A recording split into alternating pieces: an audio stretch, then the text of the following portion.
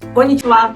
Өткөн жылы президентибиз Японияга расмий сапары менен Орто Азия плюс Япония деген атайын расмий иш-чарага барып катышып келген.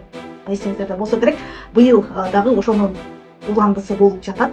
Ошонун алкагында мен дагы биздин Кыргыз Республикасындагы Жапон элчилиги тарабынан расмий түрдө жөнөтүлүп жатам.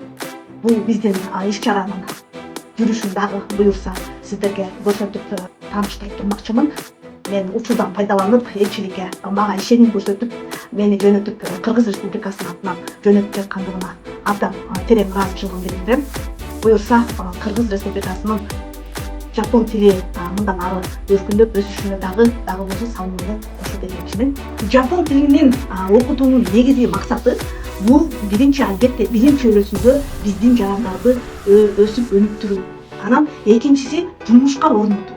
Японияда азыр билесиздер, жумуш күчү аябай аз болгондуктан жумуш күчүнө муктаж болуп жаткан учуру Япония. Ошого байланыштуу биздин жарандарга кызыктат Японияга.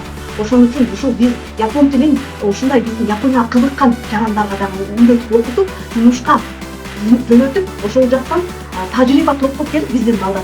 Анан Кыргызстанга топтогон тажрыйбасын Кыргызстанга салымын кошсо деген негизги максат.